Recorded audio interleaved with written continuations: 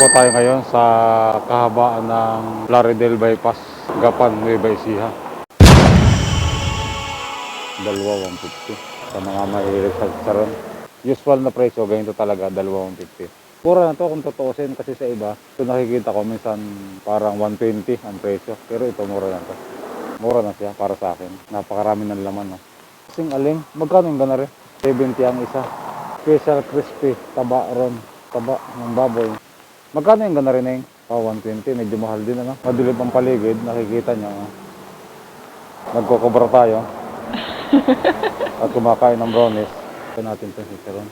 Kanin 100. Yari din dito sa San Miguel, Bulacan. Sinasabi ng iba na ang pinakamasarap na chicharon daw dito po, yari sa San Miguel. Kanin may 100. Ito, 6 for 100 din to. Dito yan yari sa San Miguel, Bulacan. Masarap din to. Ito masarap naman to. Kondol, 50 ang isa. Ito yung kondol, 50 ang isa. Ito, dilis, 50 din. Sa mga mahilig sa dilis, ito. Ating video parang medyo madilim ng konti kasi ngayon ay mag-aalas 2 ng madaling araw. Buto ng kasoy, 100. Sa mga mahilig sa buto ng kasoy, 100 pesos. Isa-isahin natin yung presyo para parang nandito rin kayo. Butcheron. Itong butcheron, saan ba yari ito? Chicken skin, 120 itong butcheron. Sa mga mahilig sa butcheron, 120.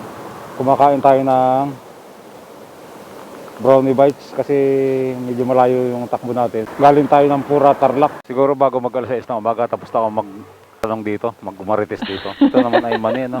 120. Sa mahal ng mani, yung balat pwede nyo kainin. Para walang sayang daw, sabi ni Ma'am. 120 rin yung buto ng kalabasa. Special banana chips, 50. Singaling, magkano yung ganari? 25, mura-mura. Yan, singaling. Tapos ito, singaling din, 25. Naisipan ko lang mag-share kasi mabait naman yung tendera eh. Ito, honey. 110. Sa mga gusto ng honey, 110. Magkano ba yung ganari kalaki? 150, mura na. 4 liters na suka, 150.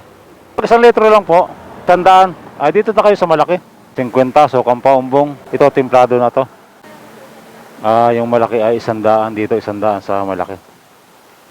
Ayan. Tayo ay galing ng Pura, Tarlac kanina. So, papasadahan natin ng konti yung napakahabang tindahan po rito ng mga chicharon. Yung mga binili natin. May mga binili rin tayo. Baka sabihin kasi nila na panay tanong lang tayo eh. Ang binili po natin. Magandang umaga po sa lahat ng viewers at subscriber ng Biyaherong Ligaw Adventure. Andito po tayo ngayon sa papasok po tayo ng boundary ng San Miguel at Gapan, Nueva Ecija. Nakapapansin niyo po yung napakaraming nagbibenta po rito ng mga pasalubong.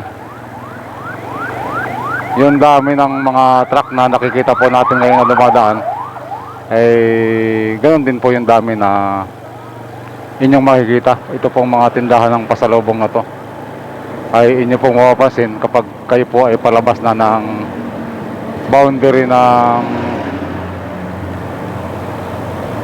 Nueva Ecija at boundary po ng Bulacan. Ay, napakahaba pala nito. Napakarami po nila. Napakarami. Napakahaba po niyan.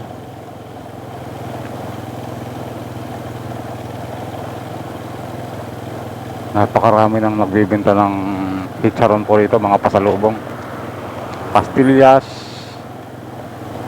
mga suka. Ayan, napakarami po niyan.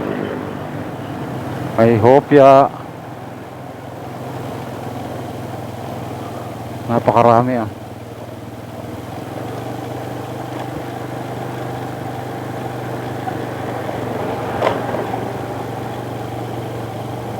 mga pasalubong. Dito po yan sa malapit sa boundary ng Gapan at San Miguel, Bulacan.